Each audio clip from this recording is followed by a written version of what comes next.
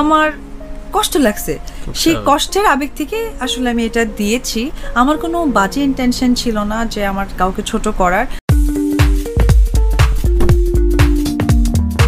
Shooting ফ্লোরে দেখা মিলল শাকিব খান ও তানজিন তিশার। মুহূর্তেই তাদের এই লুকটি আলোচনায় আসে গণমাধ্যমে।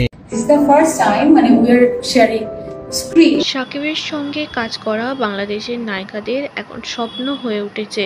নায়িকার তালিকায় নাম লিখিয়েছে বাংলাদেশের আরেক জনপ্রিয় অভিনেত্রী তানজিন তিশা। তানজিন তিশার সঙ্গে দেখা গেল শাকিব খানকে, তবে শাকিবের গায়ের মধ্যে যেন ঝুঁকে পড়ছে তানজিন তিশা। তানজিন তিশার ক্যারেক্টার নিয়ে রয়েছে খুব ব্যাড নিউজ সোশ্যাল মিডিয়াতে, তাই তো শাকিবের গায়ের মধ্যে ঝুঁকে পড়া দেখে রেগে বোম হয়ে গেলেন অভিনেত্রী অপু বিশ্বাস। অভিনেত্রী অপু বিশ্বাস জানান, এই মেয়ে যাকে পায় তাকেই খেতে চায়।